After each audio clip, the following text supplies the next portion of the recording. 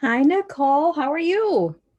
I'm doing good. I was actually kind of shocked. I'm like, am I seriously the first one in here? I think you get special points for for being the first one. Hey, it was either that or I was going to be late. So I figured I'd log in and just be here. Yes, me too. I thought, I better just get in before like my brain fails me and I start doing something else. That happens on the 9 a.m. puddles, and then I'm like 10 minutes late. Yep. And I suppose I should actually have my spreadsheet ready too. Mm.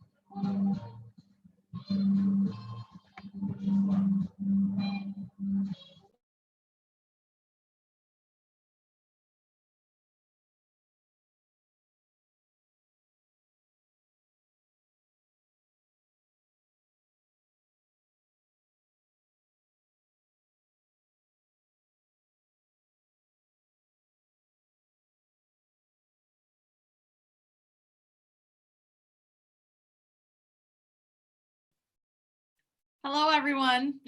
Hey,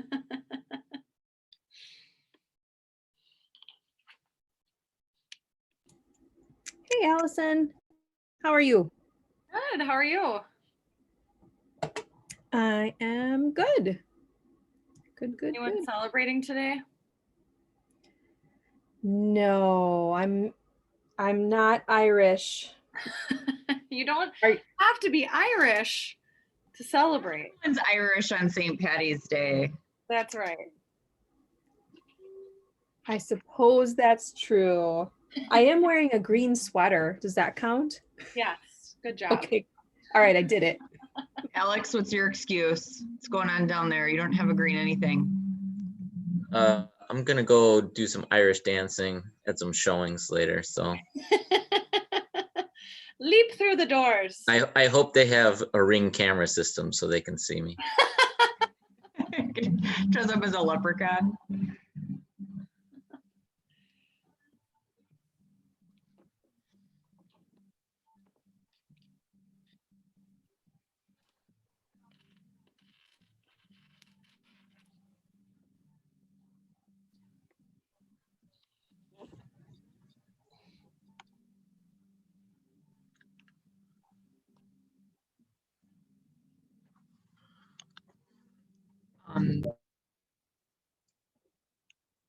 Hello, can you hear me?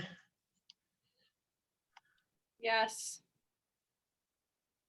I'm going to try to fix my camera.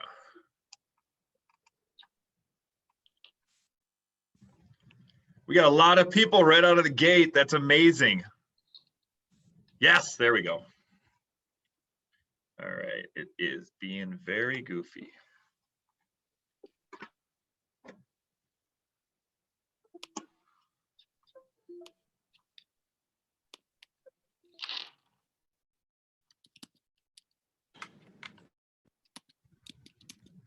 Technical difficulties. All right, so we've got enough to just get rocking and rolling right out of the gate here.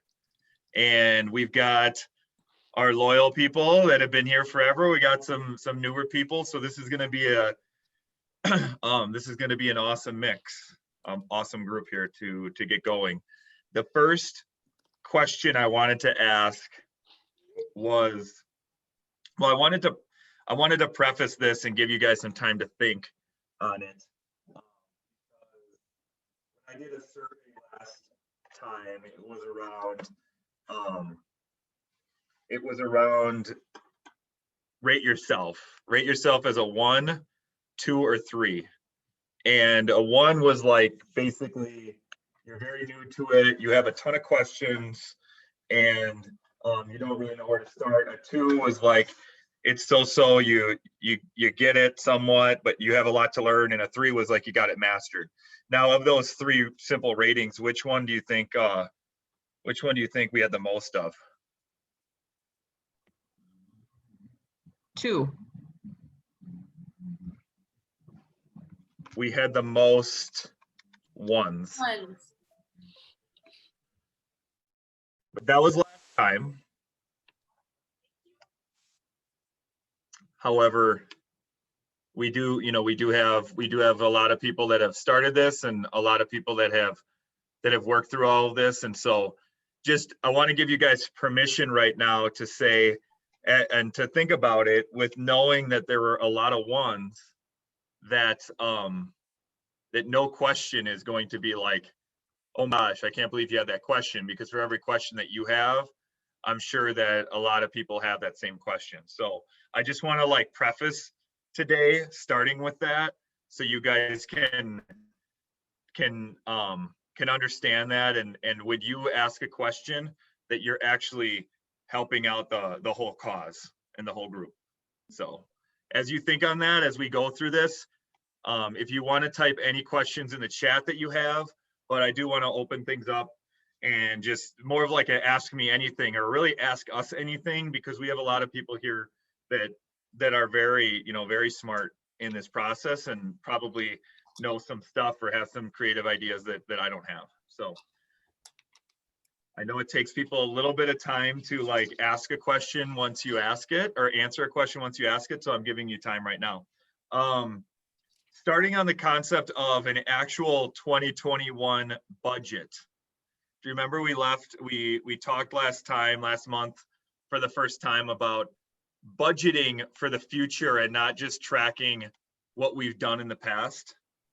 And we had quite a few people that were interested in wanting to do a budget for 2021.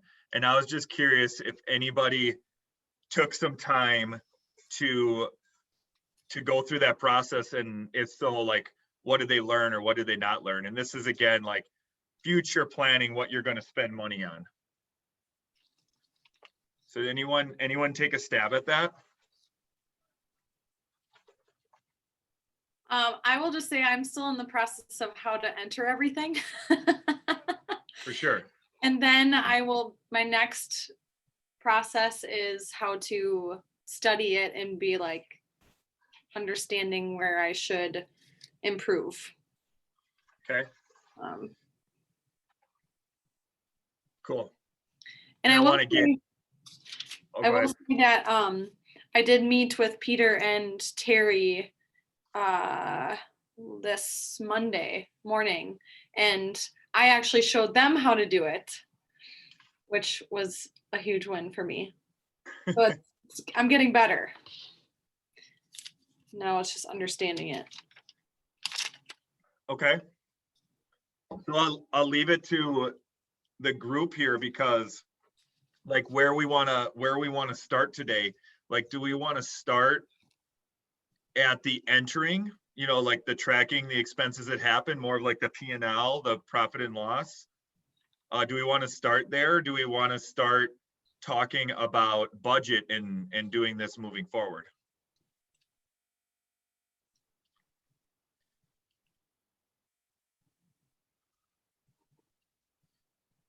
Or do we want to talk about the weather? I don't want to be feeling a little verklempt. I'll give you a topic. I like the idea of entering things. I feel like entering things is more applicable to the group in the sense Okay. that like all that stuff is already happening for everybody on this call. Like expenses and things are happening. Not that people don't need a budget, but I think entering things is more relevant personally. Okay. Yeah, I'll just second that. Okay. So with that way to do it, or with that in mind, Katie, for the first time, she took over doing all the entering in for our team. So I didn't have to do it. I just checked it after the fact. And we met a couple times. She asked a couple questions. And so from someone who's been on these masterminds from the start, but who's doing it now really for the first time, like I didn't prep you for this, but what insights did you learn? Like what questions, like what was your perspective on all of that might be able to help out people that are doing it? Even as I was doing some things this morning and last night, there's Loom videos in the top of the spreadsheet. And I still use those. Like even today, I used it because I still am a little confused on BACs. And when they're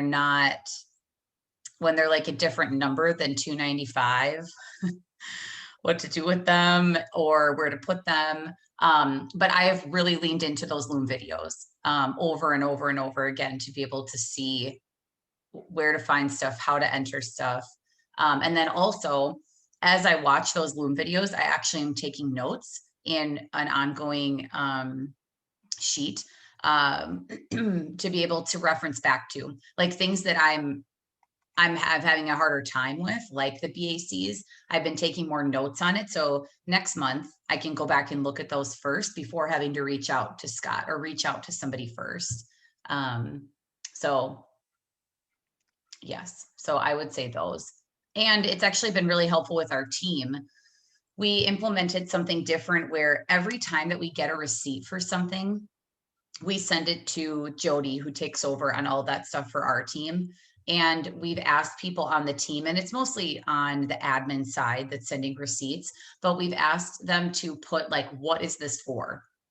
Like in the past, I feel like we just like put a receipt in an envelope for Jody. And now we've been doing a little bit more around like, what is this for, to help alleviate the questions that happen on the back end. And I think it's been helping. So.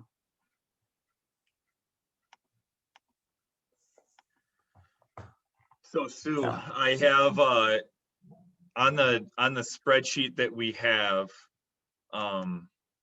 it's version 5.0, and I'm pulling it up.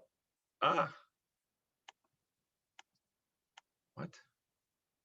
I'm pulling it up as I'm talking, but at the top of each tab, there's a video on each tab and what to do.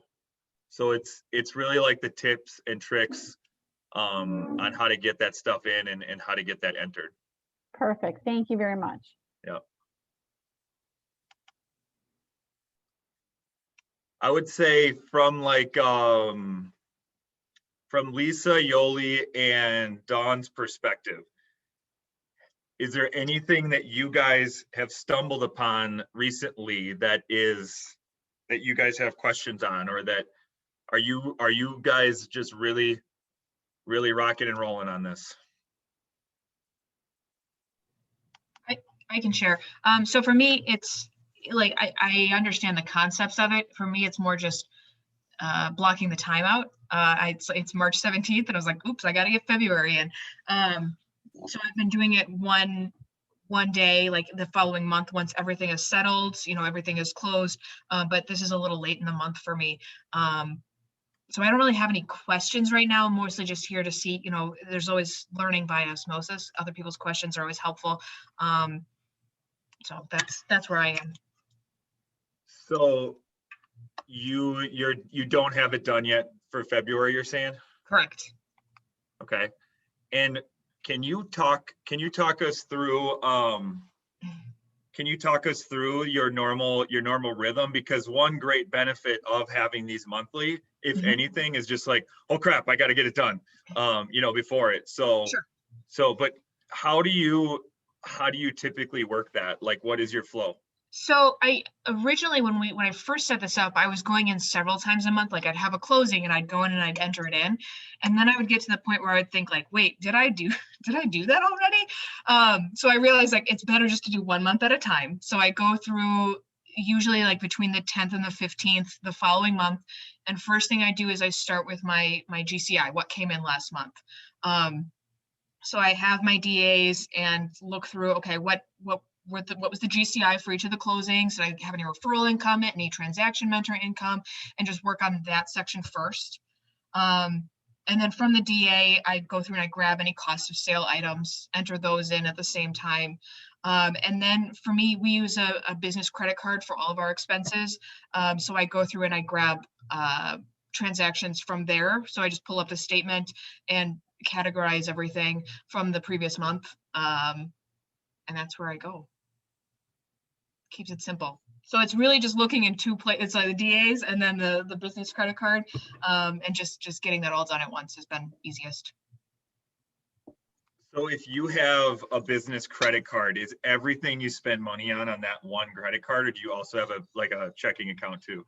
We do have a checking account, and then our business checks just came in the mail today. So I check that too. There's the only things that come out of the business checking account directly are our office fees. So I check that statement as well from Michelle. So that's a good point. So I pull out the monthly statement that Michelle emails out with the copies and office rent and everything. But we typically just put everything on the credit card and pay the credit card off each month. And from a monthly flow of a credit card, because we don't have a team credit card, you get your statements, like you said, probably early in the month for the prior month, so then you can have it month by month still. Yep. And actually mine like hits middle of the month to middle of the month. And I have gone back and forth, and I know an accountant would say it's when you're paying it, but for me, it's much easier just to look at when did things charge. And I figure as long as I'm being consistent, I'm just pulling that month's data. So, all of February at a time, even if I paid it in March, it's consistency at least. I love that idea personally. Now, I am not an accountant and I don't play one on TV. So to me, in the real world, that's when you spent it, and you're looking at tracking what you really do month to month and through the year. Yep. Would you be able to change your credit card statement to be like the 1st through the 30th or something? Like, I think sometimes if you call your bank, they will make it how you want it. I might be able to. Yeah. It's we've been there long enough. I don't anticipate that would probably be a Hey, Dawn. Yeah. Do you have online banking where you can see all of your transactions? Yes. I just figured this out. This was a mind-blowing moment for me because I passed my credit card statement and the checking account statement over to Yoli. Yoli enters all the things. My credit card statement, I don't get it till like the 17th. So we're waiting pretty long to enter in, the month, and you need like the 2 statements. I figured out actually yesterday that in the online banking, in the credit card, I could just select the dates that I wanted to see and pull that and put it into an Excel. Nice. So I just select the dates, I download the Excel, I give the Excel to Yoli, and then she has just that month to look at. So you don't even need the statement. It's No. like, as long as it's hit on the credit card. Okay, that's a good idea. Yeah, life-changing. Yes.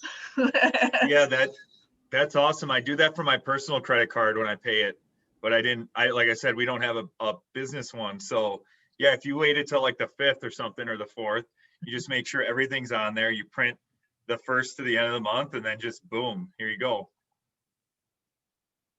Nice. And then you basically have 2 lists. Okay. Well, that's a good little nugget. How long, Dawn, does it take you to enter this typically? Less than half an hour. it's pretty quick. It's just going through, because once you're set up and you know how you're categorizing everything, it's just going back and finding those same things again. I saw that like Allison had a question about like where lunches go and client coffees, and it's like once you figure out what category those go in, you just put it there each time. And we can talk through yours, Allison, too, just because there's a couple real clear things that we need to all understand around this. It's like this is not like what you would potentially, I mean, you give it to an accountant and they'd be like, wow, this is amazing. They might make some tweaks because they want to save you money. But there's like lunches could be under like 3 or 4 different chart of accounts. Same with like stamps or mailing or postage or things like what was this mailing for? Did you mail your farm or did you mail your 36 touch? So if you have like our 36 touch, if we send out magnets, and I see my thrown away magnets are in the lunchroom right now, the 2020 brewer schedules. That was a fun waste of money because we ordered them and then the season got shut down and all hell broke loose. But anyways, we order about 2,000 magnets every time we order, and like 1,400 go to our forever clients, and then we have a couple farms. So if I truly wanted to do this well, and I'm going to share my screen real quick. Allison, can I pull your Yeah. numbers up, or do you not want me to? Yes, please do. Okay. So for an example on this, where the hell are you? Not having anything to do with your specific questions. This is just general right now. But if you look at a chart of account,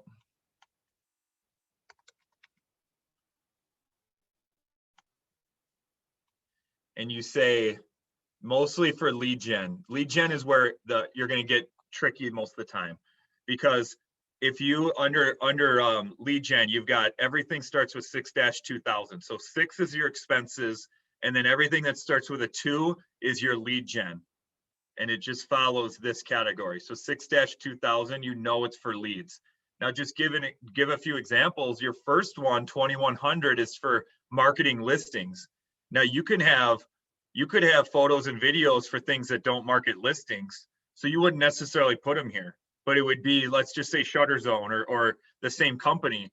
Let's say you did a promotional one for you or for your team. You wouldn't put it here because this is only to promote your listings. Same with flyers, same with signs. Like you see signs, this could really be called, listing signs. So it's more clear, because you could go get a sign for a backdrop for your marketing events, and it would go under a different chart of account. And then when you look here under 36 touch, we do have it labeled, so it's very clear: forever client print mailing. And so in my magnet example, if there was 2,000, if we had 2,000 magnets, it's about $1 a magnet when it comes into postage and magnet and everything. So let's just say $1,400 we could put into forever clients, and $600 under 6-2300 I would put into farming. Now, if you want to do it that way, it's the way I recommend it, because although it's not two separate expenses or two separate debits, but it's giving you a clear understanding. Because the ultimate goal at the end of every year is when you get a number here that says, I spent $30,000 on forever clients, but I made 270,000. Like you'd be like, oh, I should probably beef that category up a little. That was a good return on investment. But if you get into like a networking category or a internet lead gen category, and it's like, oh, I spent $10,000 and I made 7,000, you're like, oof, maybe I should revisit this. So it's not only just about tracking these numbers and seeing where it goes, but it's also numbers.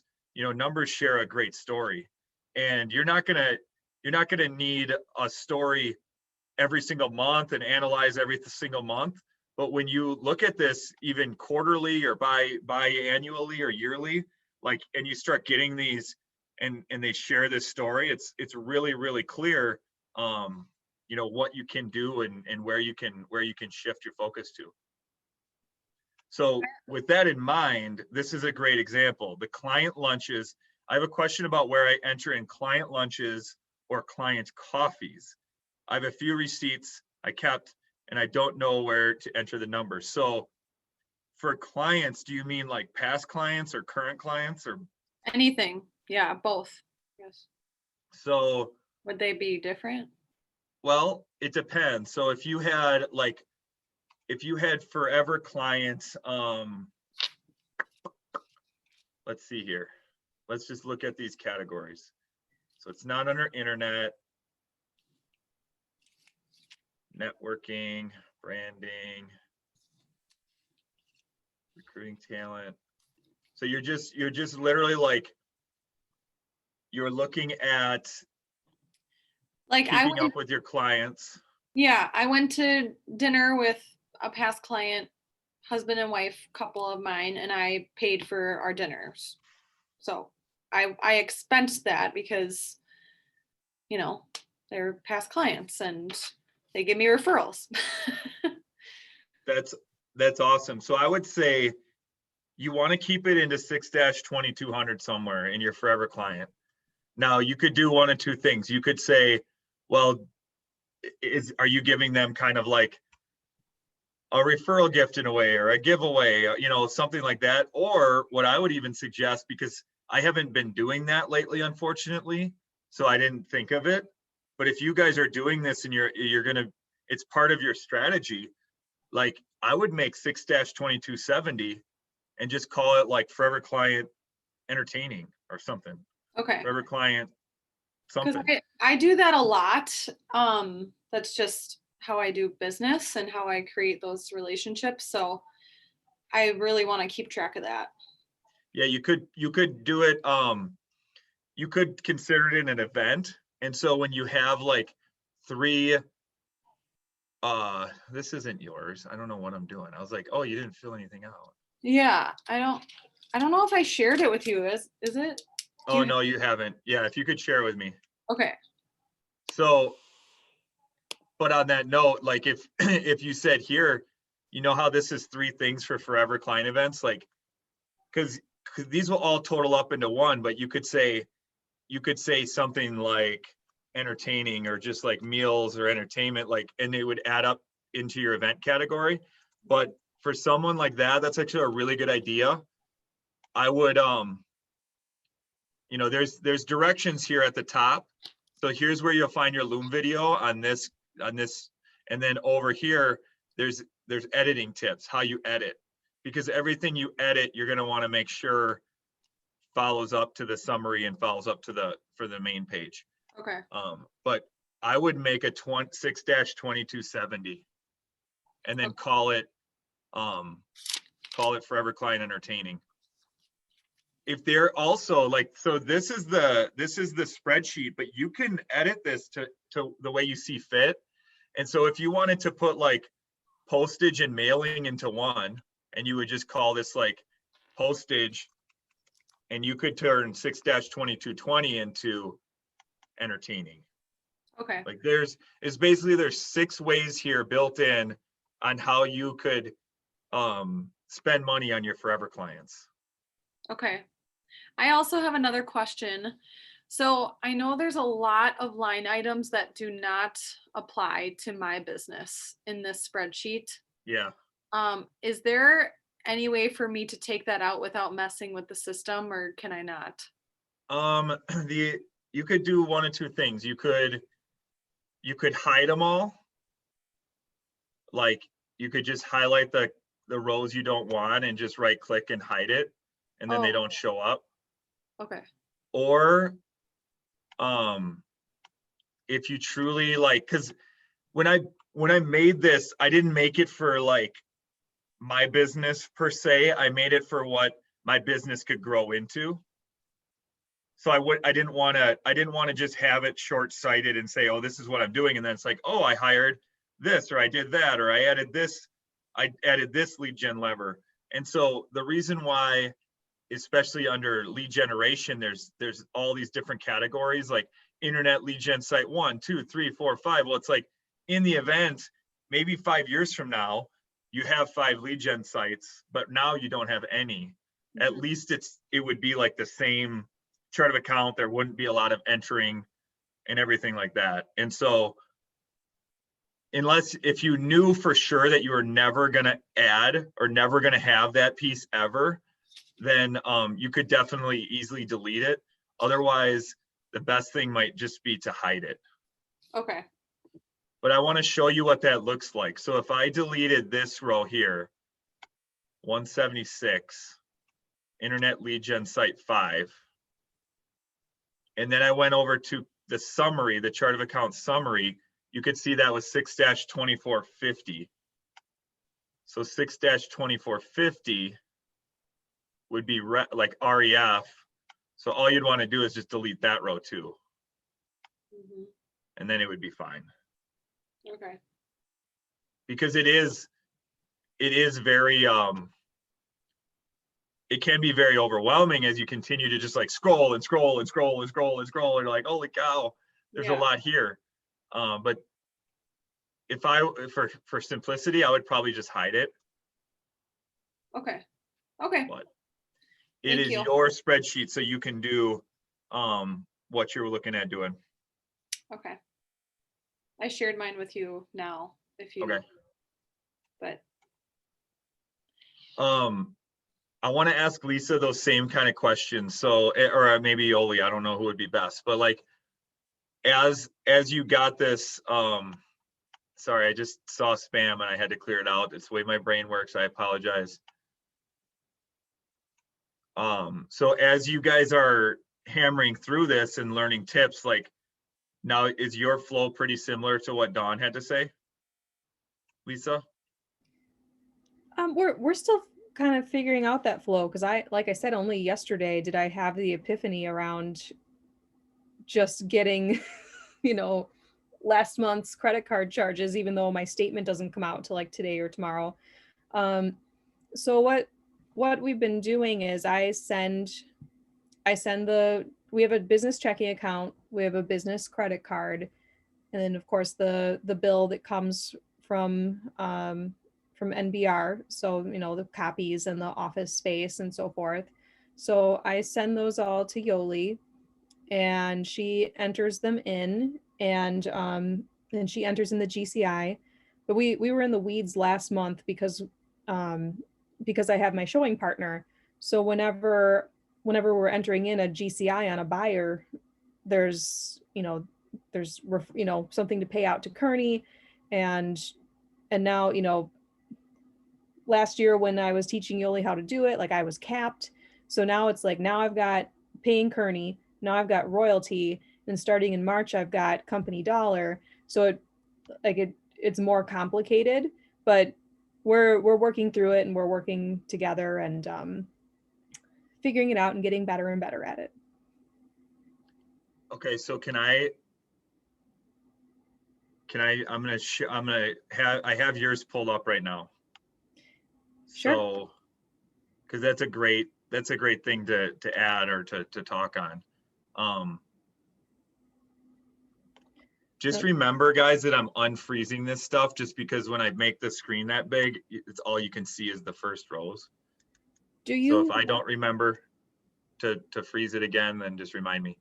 I have one quick question for everyone. Do you guys vehemently opposed if I somehow found one way to name all of these, so it was like alphabetical order by your team or by your name or something, so I could just know, like you could see this one's mine, right? Emory A2 something, this one's this, like if I just chose a way to say this is what it's named, so then they could all be easy access to find, would you guys be opposed to that? No, please Okay. do. All right, so you're saying you enter in your GCI and And are you talking like, you're talking more on the buying side, right? Because that's where the showing partner comes in handy or comes into play?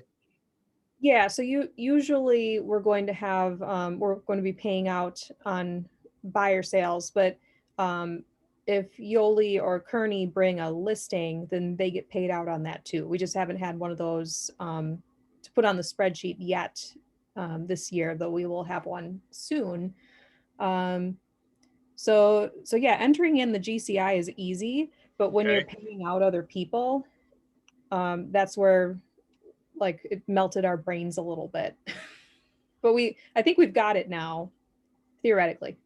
Okay, so here's how I do it, and I don't know if this is how you figured it out or plan or doing it now, but here's what makes sense to me. The GCI would never change. So the GCI is always the GCI, which is the top right of the DA, the distribution authorization form or whatever it's called. So like the GCI is the team. Then whatever the person makes, whether it's Yoli or Kearney, that would be a cost of sale for you, right? Is that how you did it? Yes, that's how we were doing it. Where I was thinking about it too hard because I was trying, looking at the DA and like, oh, Kearney got this, but she also hasn't capped. So it's like, oh, it's add this number plus this number, and that's what we paid. That was Kearney's commission split. But of course, like all we really needed to do was just do the math of what 15% is because that's what she gets. Yep. So I was making it way harder than it had to be. Exactly. Yeah. So you hit the nail right on the head. So it's like if Kearney wanted to do her budget model from her then she could do her own. And she could say, I made this much GCI, this much went out to here, this much went out to here. But you're doing this for like your team one. Because as you grow your team, could you imagine having to worry about that for like 4 or 5 different people and scenarios and different things? Like all your tracking on this is the 15%. Right. And like I understood that I wasn't, trying to put her company dollar places or whatever too, but I was making it way harder on Yoli and I for the math part of this. Like I don't need to find how much she got and how much she paid and add those numbers together. I just need 15% of whatever came in, and that's what goes in that box. So here we were running around like, oh wait, but how much of this company dollar was Kearney and how much was me? And we've got to subtract and add things. So, sometimes we just make things hard for no reason.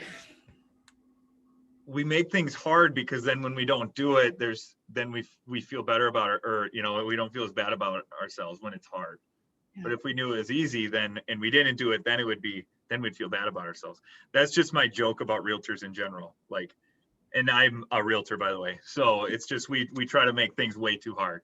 So yeah, just I'll show you an example of a DA here. And so this is one that for anyone, because I'm getting the comments like, wow, this is really helpful. So that's awesome to see that like I said, any question you have, there's people that are like, someone please ask it, someone please ask it.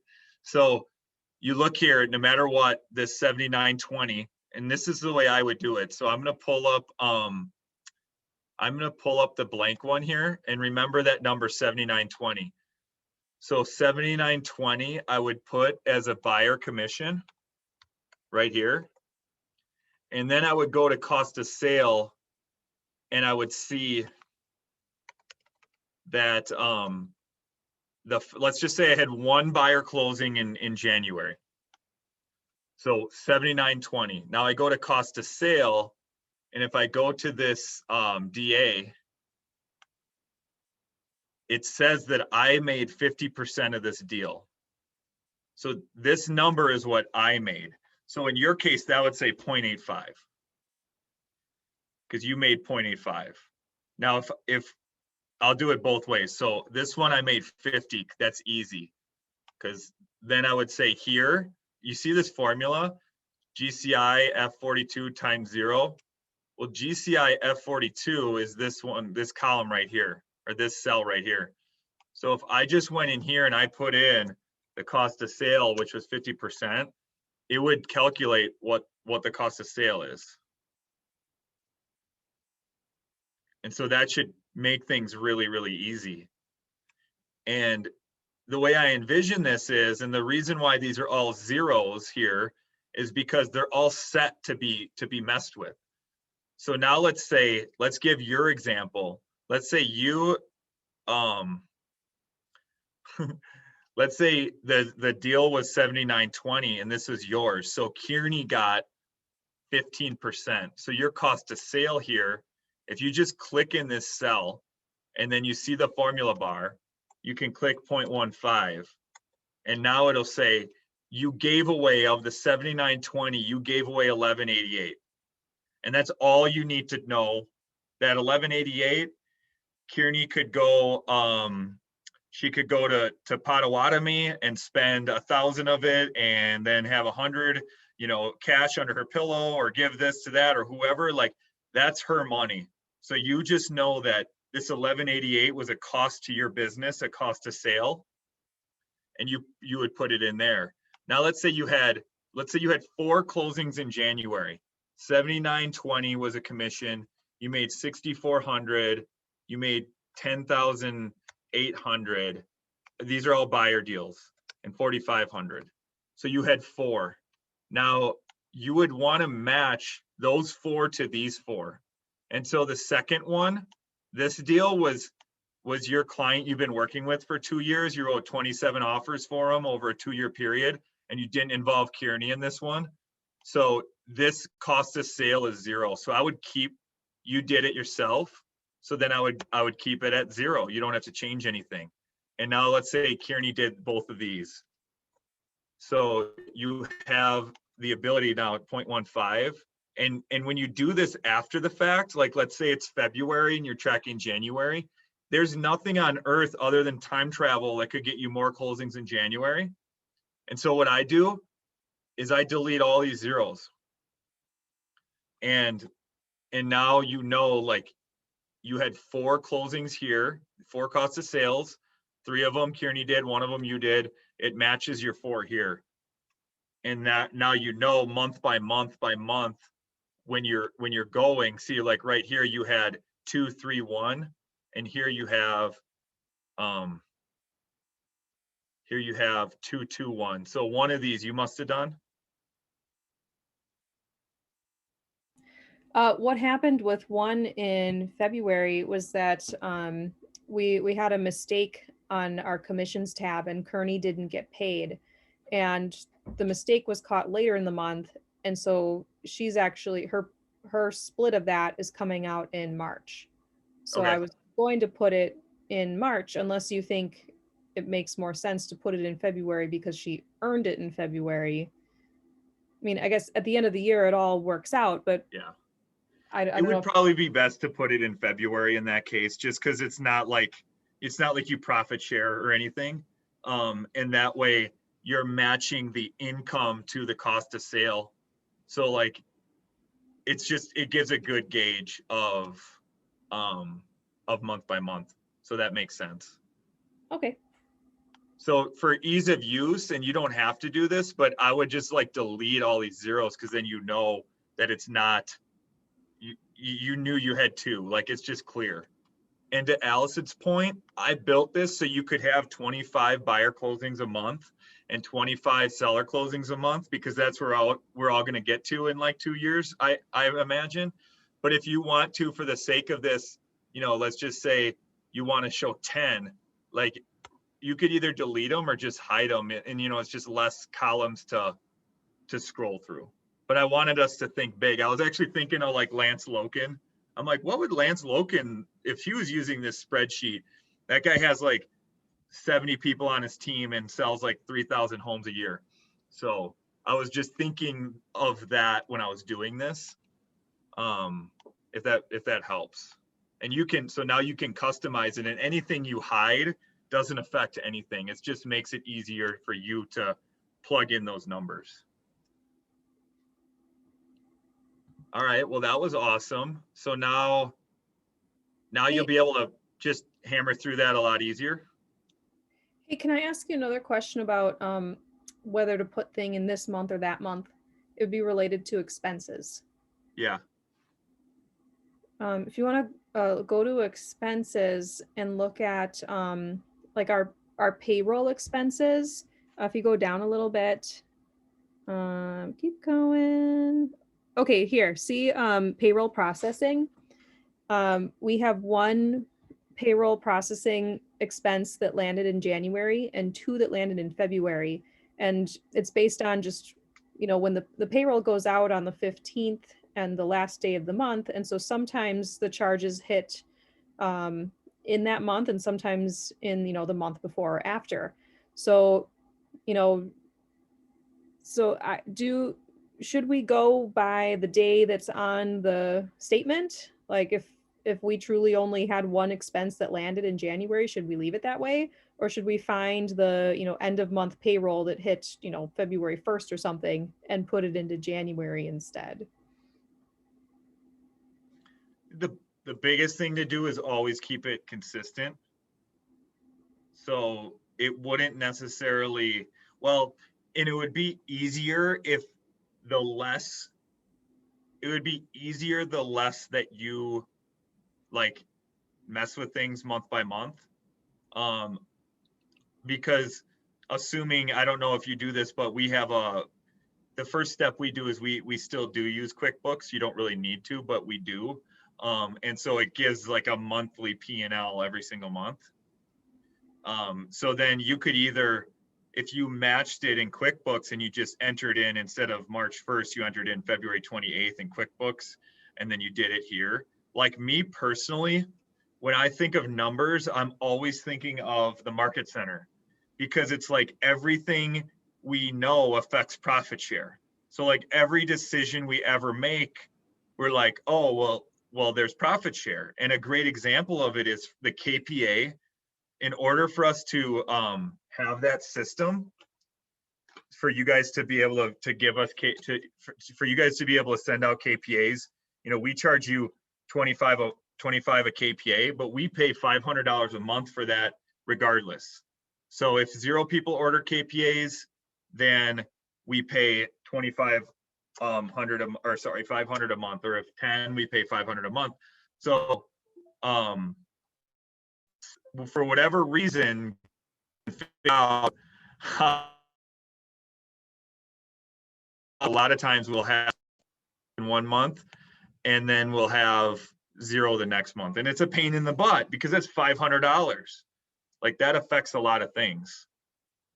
So for the purposes of for the purposes of this, I think it makes the most sense to put it in the month that it should be in, because you're getting like sorry, my camera's being wiggy, but you're getting like this true the true sense of what the expenses are.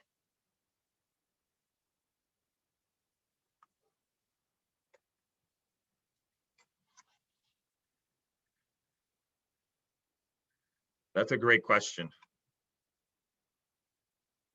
And then we had one in the chat around BACs. And so BACs is probably the trickiest. That's probably like the trickiest thing that there is from a standpoint of pass through or not pass through and what that looks like. And so there are no, under GCI, if you don't charge your buyers a BAC, then you obviously won't have any BAC income. That's pretty easy to understand. So the buying side is pretty easy. If you don't charge buyer BACs, then you won't have income. So if you don't charge a $295, $595 on that, and then you'll never have a buyer agency, a BAC cost of sale on the buying side, because the company, the market setter, doesn't keep any of it. So the buying side's very easy. What happens with the listing side is if you charge a BAC, and there's 3 different ways to look at this. Let's say you charge $595. So your income of this would be $595. And then your cost of sale on this would be $295, because that's what the market center keeps. So you're technically, instead of saying, oh, I made $300, in truth, you made $595 and $295 came out at closing. Does that make sense? Yeah, where do we put the cost for our coordinator then? That's down below. So right down here, there's the buyer transaction manager or the seller transaction manager. Okay, So there you would put like the $295 if you're using a TC that does the deals. okay, So you'd put it right there. That's a great question. thank you. Hey, Scott, where again did you put in the incoming BAC? The five, the theoretical 595. Where did that was in GCI? Yep. So this is a big change for this year versus last year. Because I was thinking of it more my team, and my team, we never charge a BAC on the buying side. And if we charge a seller, it's just $295. So we haven't got to that point where we charge more yet. So right down here, 4-21 and 2200 would be the seller and buyer. And let's just say you had 2 seller listings that you charge $595. I would just do equals $595 either times 2 or $595 plus $595. I just do all my math in the formula, so there's no mistakes. So in this case, you had 1, hypothetically, the cost of sale is $295 here. Under BAC's charge to client, you charge that to the client. Now, Is that under here then? It would be listed as bonus. If you charge the client, it's listed on the DA as a bonus, right? yep, right here would be listed. It would be listed. Got it. So I'm going to go under a seller example. And this bonus right here. Now, it's a little tricky the way we were set up as a team, where based on the split, we would split the BAC too. Now, so you can see we made 75% of this deal. And it actually 25% or 50% of the BAC actually was paid for by Jackie in this case. But we got $295. So this bonus would say $295 in your case. Now, if you don't charge it, and remind me I'm making changes to but I'll change it. I'll delete it, I promise. So let's say you don't charge a BAC for a listing. You're just like, you waive it. You just say, oh, it's 6% for you because you're buying. I'm not going to charge this $295. In that case, you didn't charge it, so it's uncharged. So you would put it here, because no matter what on a listing, you're going to have $295 cost of sale. It's just a matter of, did you pass it through to your clients or did you pay it? Now they're both going to add up to one number, what you paid for BACs. So $295 plus $295 is $590. But if numbers tell a story and at the end of the year, you realized, like, let's say every other month, you didn't charge your client a $295 BAC, like, you can just start to see, oh, I just left like $2,000 on the table. And it's just a way to maybe change your mindset on, if I learned a script around BACs, I could give myself a $2,000 raise. And it quantifies that number.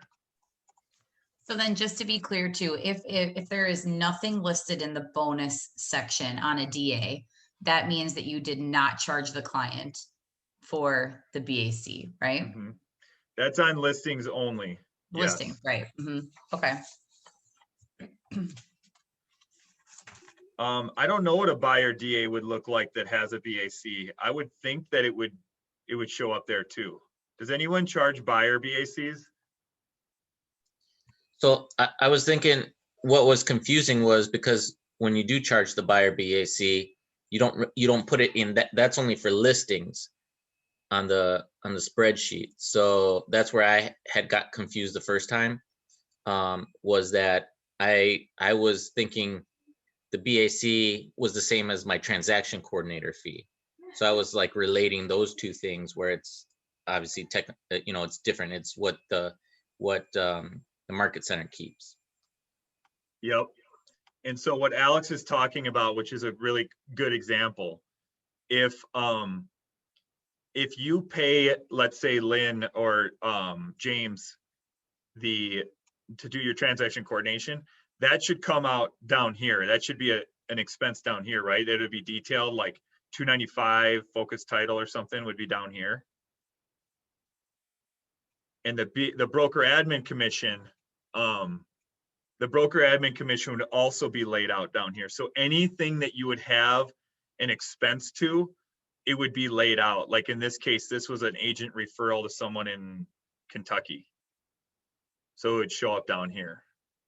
Now, the reason why there's no BAC in the cost of sale for listing or for buyers is because there is no cost of sale for BACs on the buying side. If you charge it, you keep it all. And now lastly on this, because this is probably, again, the most confusing part, when you have a BAC on a listing, it's added into this commission part. So in this case, if we charge $295, our GCI now in 2021 tracking, we would take this 86, 87, 80, and we would subtract the BAC that we got from the client, which you would see right here what the bonus is. Because we are just, last year we put it all into all into commission. This year we're breaking it down. So you can see, oh, I made this much in, sorry, I'm not in GCI. I made this much in commissions and I made this much in broker admin income. And you can now see like, wow, I made $12,000 just from these fees or these commissions. So does that make sense?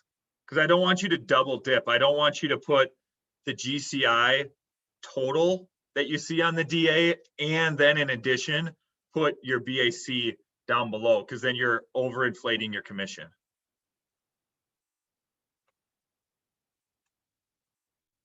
Very nice. Yeah, thanks for going over that. I think we'll have a couple edits to make because we had all buyer closings in January and February, and then we have some listing closings in March, and we'll want to look out for that. Okay.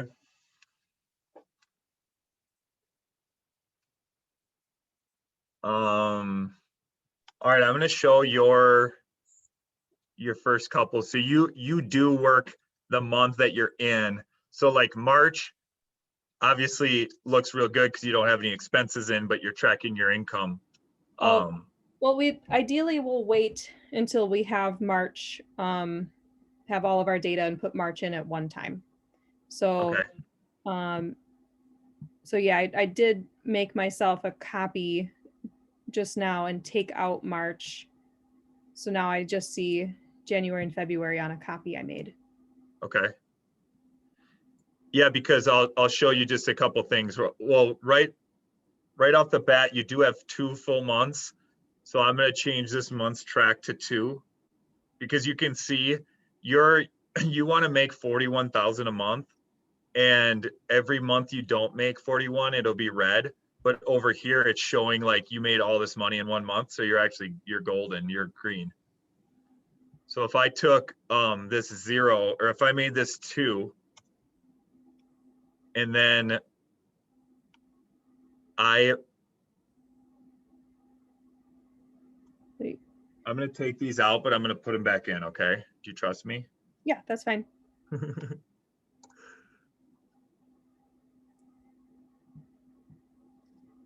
Okay. So now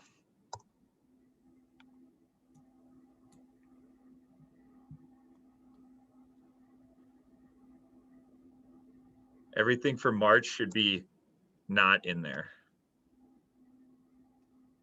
So you're tracking, oh, you there's had still another something cost of sale.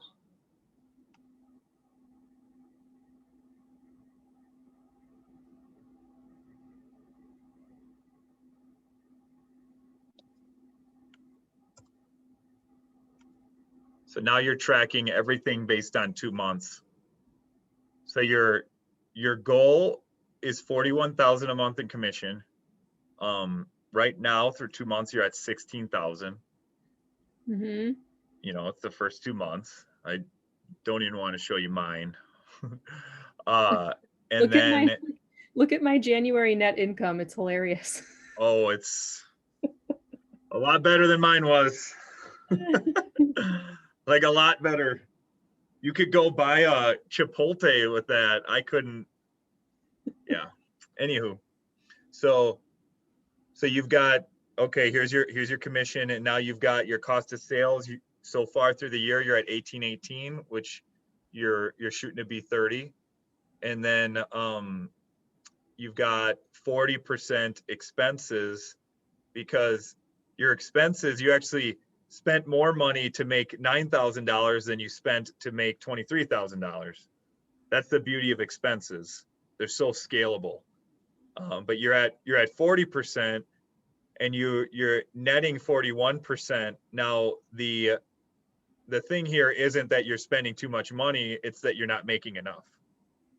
So Yeah, and March is going to be really good, and so is April. So it's going to be fine. yep. January is usually pretty sad looking. So okay. Definitely. So this is looking really good. And as you continue, I mean, just look at your expenses, 79, because obviously the commission. Now, if you made $41,000 this month, I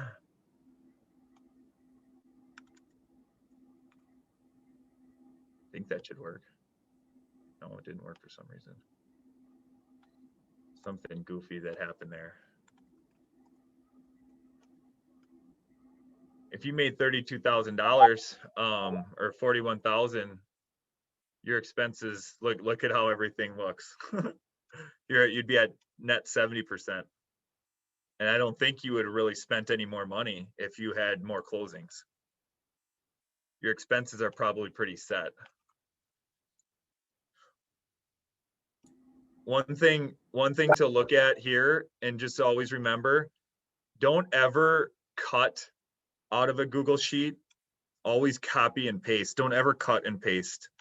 Because if you cut, and I don't know if anyone saw this, but I did put a border right here because there wasn't a border there. So something happened where I think something was cut instead of copied. And now, like, if I type in here, everything versus typing in here, when you cut something, everything goes away. So just as when you're working in like a complex spreadsheet like this, just always remember to copy and paste, and you should be good to go. So something's not editing, which it doesn't really matter, because you're not going to go back in time and have closings in January anyways, but now it's good. Cool. And how long does this take you usually, Lisa or Yoli, now that you're getting into it? I'm a little quicker now, especially once I got a little more clarity on what to do with Kearney and the BAC. Now the BAC to add in there for March. But no, it takes me probably an hour to an hour and a half. Each month? Yes. So I love that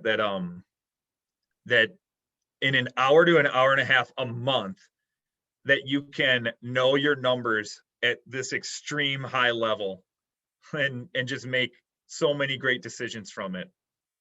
Like if someone were to tell you, hey, you could spend 1 hour a month and you would have all this information to the dollar, you'd be like, yeah, sign me up, especially if someone's doing it for you. But even if not, what better way could you spend that hour? In the first couple months, it may take 5 or 10, but you know that after a couple months, it would start going down and down and getting easier and easier. And the concept here is called batching. So if anyone read The 4-Hour Work Week by Tim Ferriss, there was a piece in there called batching, and it was, you actually save a lot of time when you can batch things into one time block.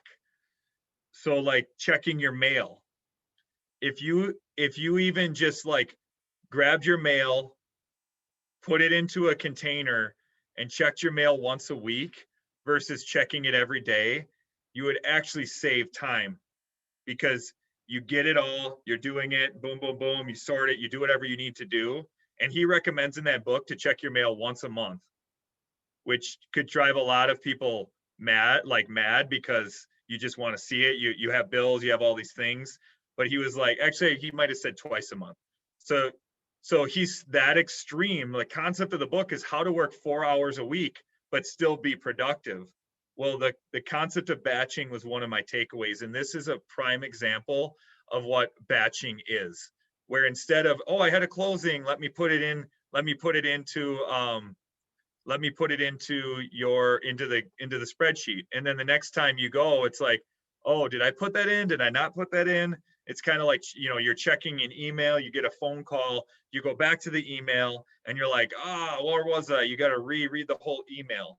Well, this is that perfect concept where if you find a system where you put all your DAs into a folder, and then you put all your receipts into a bin, and then once a month, you go in, you sort out your bank account and your credit card, your bank account, you print them off, you have your DAs, you have your receipts, and then you just shut out the world for like an hour and a half, and you just rock and roll and get it done. And I like the idea too, when I was doing it, in the busier months, I would do these one tab at a time. So like the first thing I would do is I would sort the DAs. I would sort them by buyers and then sellers, and I would sort them chronologically. Because there'd be some months where we might have like 20 to 30 closings, 20 closings. So I would sort them buyer, seller, and then chronological. And then I would just go in and I would put in all the GCIs, because that's the easiest piece. And plus, that's the most fun piece. You're like, ooh, how much did I make? This is awesome. Cool, cool, cool. Like there's so fun. Well, that would take me, it would be very quick. I double check our spreadsheet that we had to make sure there was no anomalies or no mistakes. And so GCI, boom, done. And then I would do cost of sales. So everything on a cost of sale is typically on the DA anyways. And so I would just go through them all, get them all out, and get the cost of sales. Those two are very quick, probably 20 minutes each. And then it would be a little bit more time to put in all the expenses. But it also makes you feel good if you break it down into like 3 tasks instead of one big task, depending on how long it takes. Like, oh, I got the GCI done. Oh, I got the cost of sale done. Oh, I got the expenses done. And then it's just a flow. You know what though? It didn't come with, that hour to hour and a half didn't come easy. I had thousands of questions. I asked Lisa to re-show me things. And it also helps when you don't forget that you hid columns and you're looking for them for 20 minutes. So Allison, if you're gonna hide columns, don't forget that you hid them. That's funny. Like here, they hid 2 through 13 because they don't need to see that like summary. But yeah, that's a good point. All right, Allison, I got yours up. Because like she said, her and Peter and Terry, I wish I was a fly on the wall in that room. When they were talking about numbers, that like made my heart sing to get those 3 in a room to talk about numbers. So the first thing here, you see how this still says div, which is like the error formula. All you'd have to do all the way on the right after you finish tracking, just type in how many months you tracked. So you've gotten January and February. So now this will auto populate what that looks like.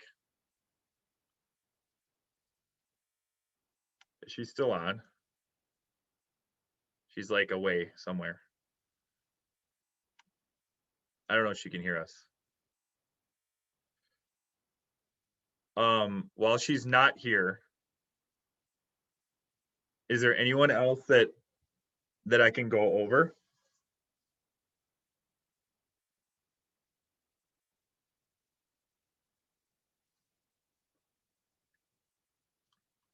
Is there anyone that could use like a refreshing or retuning of theirs?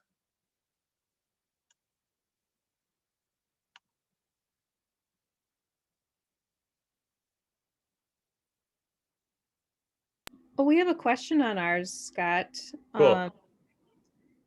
Okay, and I want to say that you created some kind of place this year in the new version for like when you have one of those like weird oops things and you end up buying like a water heater or something. Yep. Where did you put that? So cost of sales, I added this chart of account 5-6000. That's called client concessions. And then you would go down here. Now I only have home warranty as one, which could have been a, you know, I probably should have just entered a couple more. But what you would do,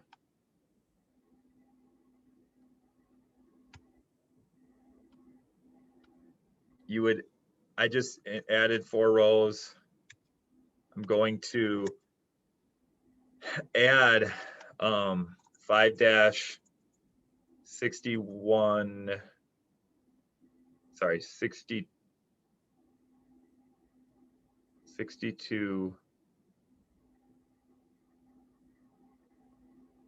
Hold on, I'm just a little confused right now. Hold on one second.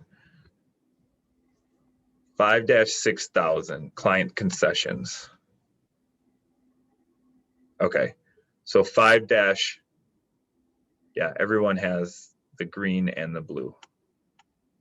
See, I still have to remind myself on some things too. So I would actually copy all 5 of these columns.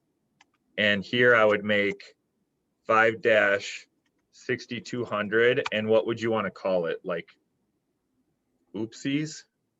Yes, because that's funny. Call it oopsies.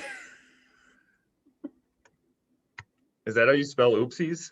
No, but I like it. I don't even know if oopsie is a real word you could look up in the dictionary, so it's fine. I will, yeah, I mean, you get the point. We can change that, but you could say like seller, like what you had to pay to get a seller deal to close, what you would have to pay to get a buyer deal to close.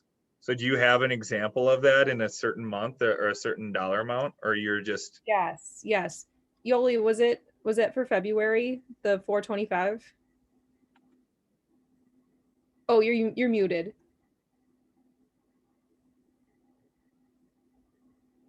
Sorry about that. Okay, I believe so. Give me a second, please. Okay. Oh, we put it in our questions. It is in the question. Oh, look at you guys. $425 drain test. Yeah. That's so cute. I love that. All right. We did it.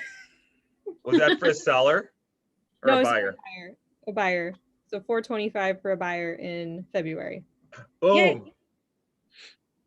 Oh, I did that in April. Oops. I wasn't all the way scrolled over. I don't want to prepay for one in April. I don't want to do use that as a learning experience. Oopsie. Ooh, OOPSIE. Nice. Thank you. Oh, Nicole looked up oopsie. Yay.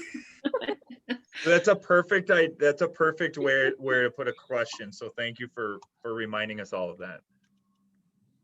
Now the next thing you'd have to do, and I am for hire, so I'm $500 an hour, and then it's billed by the 15-minute intervals. So if I edit your spreadsheet, the least will be 15 minutes. So I'll just put it on your monthly bill.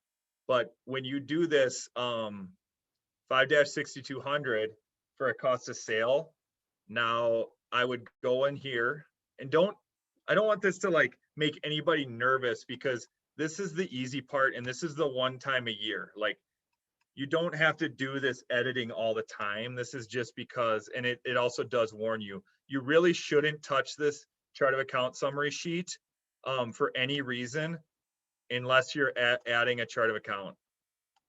And so we would put this in here, and you can see here all the formulas. So I would go in, I'm going to do it in F. So column, so this is February. So I'll go into cost of sales, and it was in the 5-6200 for February. So I'm just going to have it enter that or equal that, and all I have to do is drag and drop this all the way over, and you'll see the numbers will populate. These I have to merge, and then I have to put it over to the left, and then I'll do the same thing for the blue category, because we don't care about what's in the white. We only care about the green and the blue. You never type in the green and blue on here because those are what all auto-populate and all the cells are. And so now if you do these couple things, you can see that your chart of account is all ready to go, and you just have to do that one time. And then I'll update the little bordering, because that's just what I do. And in like 10 seconds, you're going to be good as new.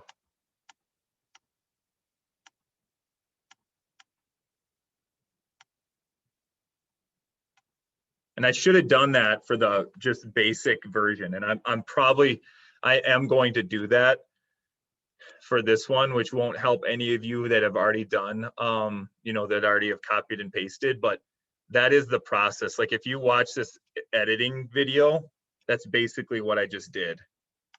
Now, the only thing that you have to do now when you edit something and you add in a chart of account, you got to know that, where are you? Team Packard. So 5- under cost of sales, you want to make sure that this 5-6000 would include both of these green numbers. And the way to ensure that, if you go to 5-6000 and you click in February, you can see it only equals G127 because that's all that existed. So this is G127. Now you need to add G132. And when you do that, just drag and drop everywhere. You pull this little square rectangle, or this little square in the bottom right, and you can drag it over, and that's what allows you to basically drag that same formula everywhere. I hope I didn't lose anyone there or like scare anyone. That was really scary. So I feel really fortunate that you did it on mine. Yeah, that one is like, if you need help with that, just let me know and we'll get a time where it's in there. Yeah, your bill's coming. Watch the editing tip because it goes over a lot of that, but that's just something that I could do. Like, yeah, it's almost a curse more than a blessing. Cool. Any other questions like that? I guess I should go in and look at people's and see if they have questions in the question tab. Alex, you got that one figured out, right? And then your LLC renewal. Yep, got that too. Okay, so where did you put that one?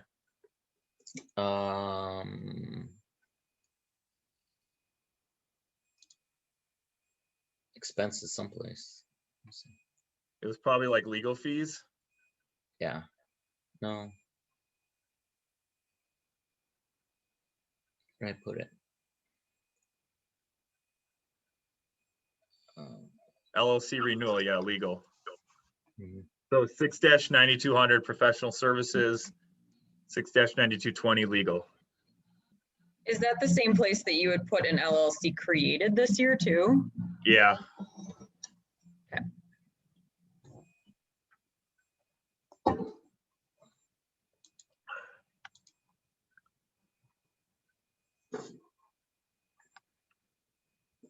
Nicole, you have no questions? You're right. So I have like 200 envelopes that I'm sending out to a neighborhood. Okay. So obviously I had to make copies of the letter, envelopes, all that good stuff. Does that go under a lead generator or is that a listing charge? I know it's not for a listing that I have, but where would you put that? I would put it under, I mean, you could call it one of two things. Is this more of a one-off because you have a listing, or is this an area you want to farm consistently? I have a buyer who only wants to live in this neighborhood. Okay. So then I feel like I answered my own question. It's a lead generator. So if this was a farm, you would obviously put it in 6-2300, but in this case, I would put it in like a lead gen lever where you could do circle prospecting, 6-2720. You could call it circle prospecting. And then everything that you did for circle prospecting would fall under there. Okay. And then this is kind of just specific to me, but you know, I have all the KWKC for QL instruction coming up for expenses that I have to put in. Well, I guess you can see it right there. That's kind of where I put it, under lead gen levers for UWM. Because that's really the goal, is to recruit at UWM.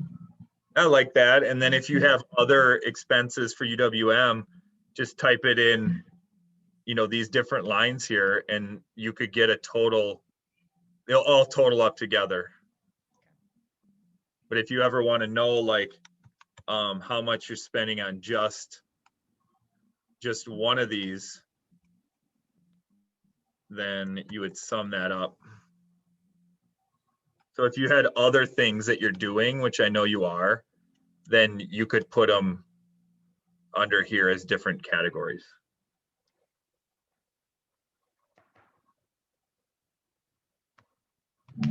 And then what you did with Lisa's, I think I need to do that under the below the line expenses. I added a bunch of categories and they didn't all add up because I didn't do that at the very top.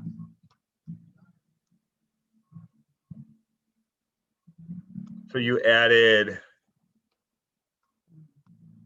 I think like these? everything under the 8s.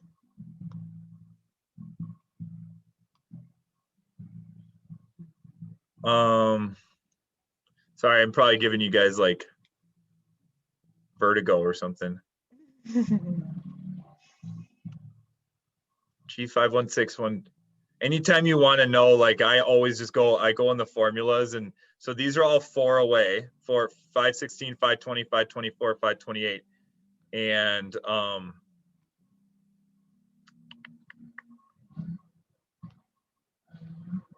so it's definitely not enough. 516, 520, 524, 528.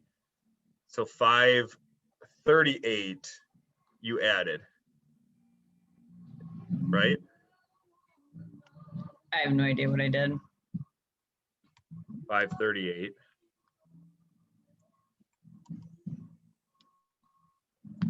That was so 3 weeks ago. So I just added 538 and then I drag it over.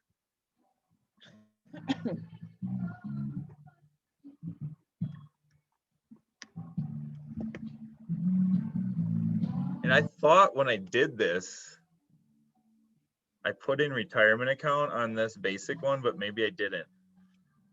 Okay. So yours is somehow different. I'll have to look at yours a little closer.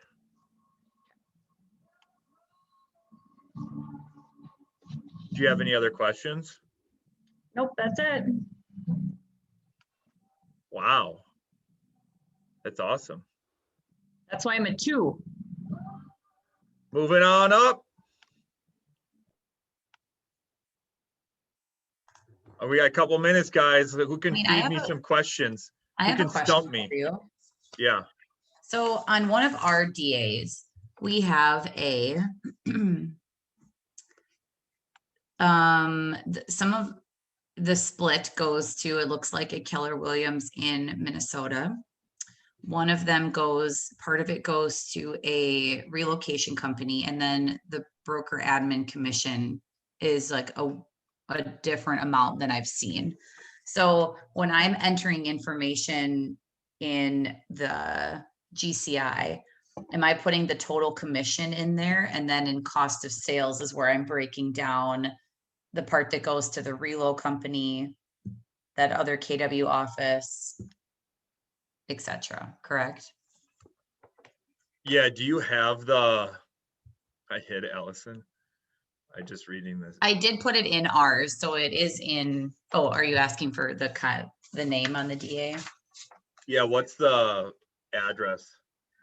It is 1175 Ferry Chasm Road. And here's just a quick tip again. If you ever want any of your DAs to go under opportunities, go under all opportunities, and then you can type in the address 75 and then Ferry, Fairy. Once you go in here, you can see the documents, and under closed, it'll say CD, closing disclosure, and DA. And I can just click the file. And to answer your question, I think it's best to look at this. Yep. So you're saying this page, you don't ever, wow, that's a lot. I can see what you're doing. So this page we have, it's a listing. Mm-hmm. And you're looking at this bonus, or the BAC was only 196. This is for us. This is for Brett, which is basically me. So this is mine. I made 75% of it, Mm-hmm. and 196.67 is the BAC. So if I take 196.67 and divide it by 295, I don't know how that number was calculated. What I do know is that, okay, so It's like that a couple times. There's another DA where that is the BAC as well. yeah, so this is basically passing on 25% of the BAC to Renee. So she's paying 98.33 of it. Now, the way that this is working now with like Jackie and that is we will pay the whole BAC. So all of our BACs should be 295, because last year it was always based on the split. So if it was 75%, we paid 75% of the BAC. So I would just, in this case, I would just write this number 196.67 as the income and then as the BAC, because that's just what it was. 25% of it was passed on to Renee. Okay, so in our spreadsheet, I'm gonna put 196.67. Yeah. Right, okay, all right. This is a good example of different cost of sales, like a relocation company and a KW agent. Because basically the KW agent, I think, like started this relocation company or something. I don't know. This was a disaster to have all this stuff come out, but you know, it's a deal, I guess. Does that answer your question? It does, yes. So then I would take the total commission in the top, subtract that 196.67, and that goes in the GCI tab then. Yep.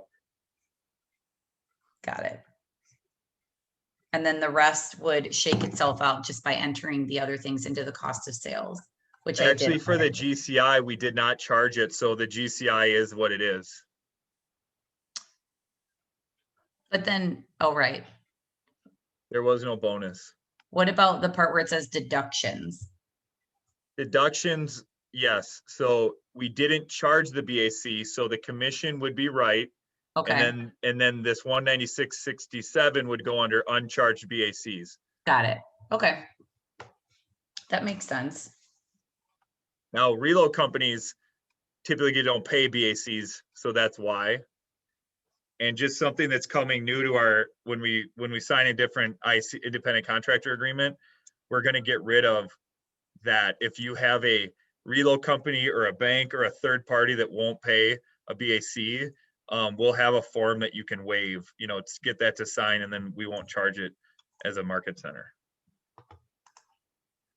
So this would be a prime example of, we could have that form, and then it's just like, yep, it's one thing to not get it from a seller because either whatever reason, and you just want to be nice or script or whatnot, but when it's a bank or someone that just clearly won't pay it, then we'll have a form for that.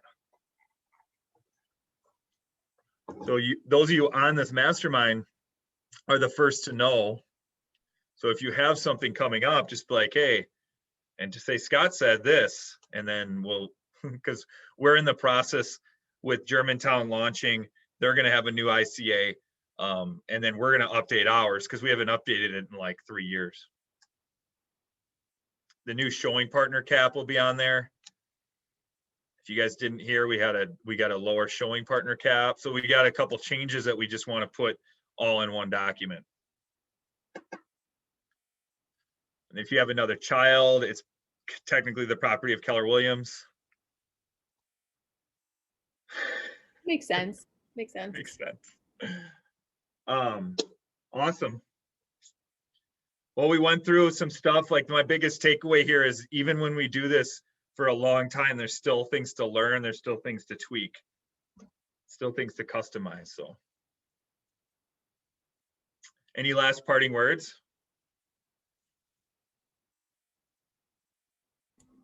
Thank you guys for being on. This is always like my favorite mastermind. This and the org mastermind are like, they go hand in hand.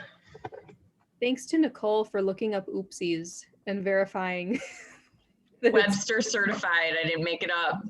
That was clutch. He's got our back. All right. See ya. Go drink some green beer. Happy St. Patty's Day. Bye. Right.